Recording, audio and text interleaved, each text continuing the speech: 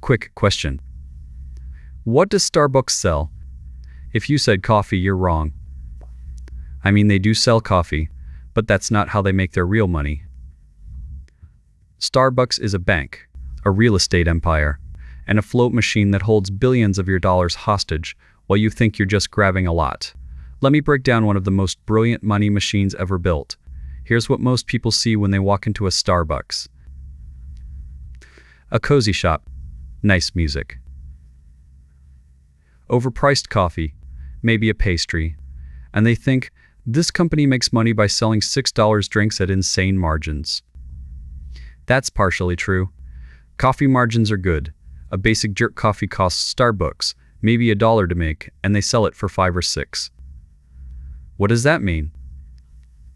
It means for every cup you buy, $4 or $5 is going straight into their pocket before anything else.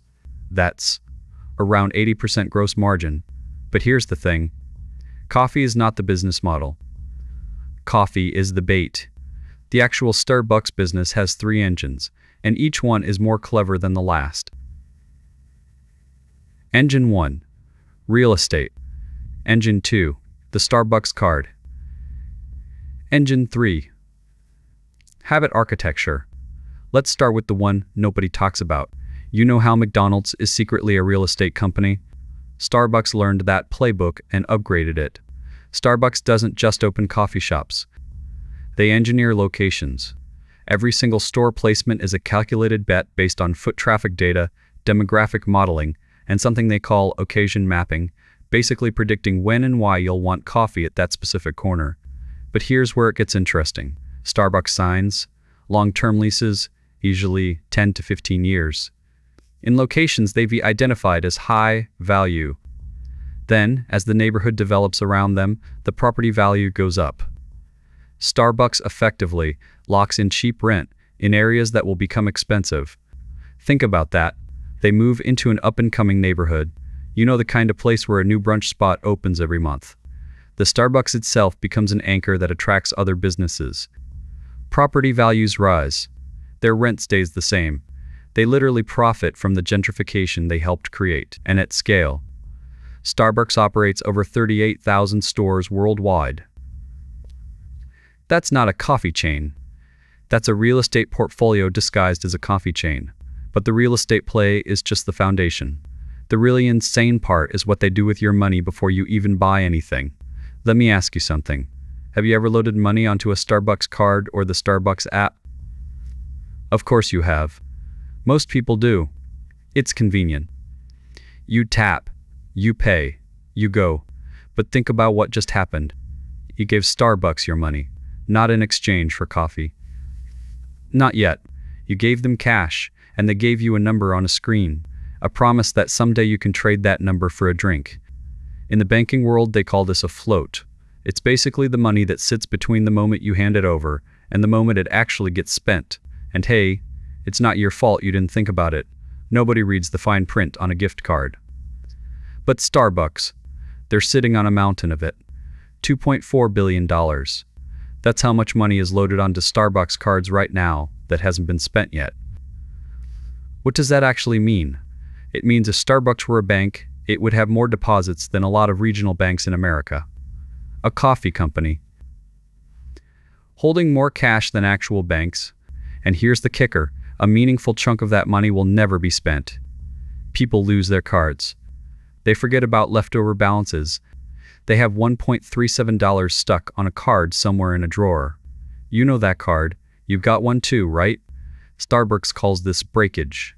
Wall Street calls it free money. About 10% of all money loaded onto Starbucks cards is never redeemed. Now this isn't your fault. Who's going to drive to Starbucks for $1.37? But on $2.4 billion. That's roughly $240 million that just disappears into Starbucks' pocket. Every year. In other words, every year.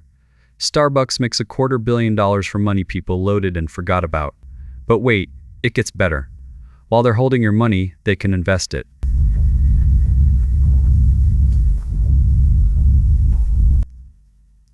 Money market instruments, whatever, they're earning interest on money that isn't theirs. Banks need licenses and regulations to do this. Starbucks just needs an app and a loyalty program. You get that? You prepay for coffee. They use your money to make more money, and some of it they keep forever. The third engine is the one you feel but can't see. Starbucks doesn't just sell coffee. They sell a ritual, and they've engineered every part of it. The rewards program, earning stars, hitting gold status, getting a free drink, every 12 purchases, that's not generosity. That's behavioral economics. It's the same mechanics that make slot machines addictive, applied to lattes. You know that little hit of satisfaction when the star counter goes up? That's designed. Down to the color of the animation and the personalization. Your usual right. That's not your barista being friendly. That's a $500 million technology investment in AI-driven customization that tracks your order history and suggests exactly what will maximize your spending. It's not that they know you, it's that the algorithm knows what makes you spend more. Now think about the switching cost. You've built up stars, loaded money onto the app, and have a routine where you stop at the same Starbucks every morning. What would it take for you to switch to a competitor? And this isn't your fault. They designed it so leaving feels like throwing away money. This is the lock-in, not a contract, not a cancellation fee, just friction. Comfortable, cozy, caffeinated friction. 34 million active rewards members in the US alone. These people account for 57% of all Starbucks revenue. What does that mean in plain English? More than half the money comes from people who are locked into the system. Over half from people who'd feel like they're losing something if they stopped. Let me put this in perspective with some numbers that are hard to argue with. Starbucks processes about 90 million transactions per week, globally. 90 million. That's more transactions than most banks handle, and each one of those transactions feeds data back into the machine. What you ordered, when you ordered, where you were, how much you spent. You know what the most used mobile payment platform in the United States is? Not Apple Pay. Not Google Pay. A coffee company processes more mobile payments than the two biggest tech companies on the planet. Let that sink in for a second. And their revenue per square foot, about $1,500 per year. The average US retail store does $325. In other words, Starbucks generates nearly 5 times more revenue per square foot than the average retailer. Not because the coffee is 5 times better, because the machine is 5 times smarter. Here's one more number. Starbucks' market cap is about $110 billion. The actual coffee in all those cups. It costs them roughly 10 to 15% of the sale price. So what are you paying for?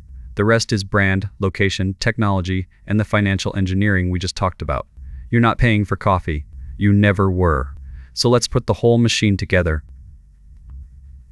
Step 1. Use data science to find the perfect real estate. Lock in long-term leases cheap. Step 2. Get customers to preload money onto cards in the app. Sit on billions, in float, invest it. Keep the breakage. Step 3. Build habit loops and switching costs so deep that customers never leave. Coffee is the product. But the money machine is real estate arbitrage, consumer banking without a banking license, and behavioral addiction by design. And here's the part that should make you think. Starbucks isn't unique. This playbook, lock in real estate, capture, float, engineer habits, shows up everywhere once you know how to look. Airlined with miles. Amazon with Prime. Apple with the ecosystem. The product is never really the product. The product is the money machine behind the product. That was the Starbucks machine. Next time we're looking at a different kind of machine, the one where the product is free and you're the thing being sold. The math behind how Google and Meta turn your attention into billions. If you want to see how that works, subscribe. This is Money Machines.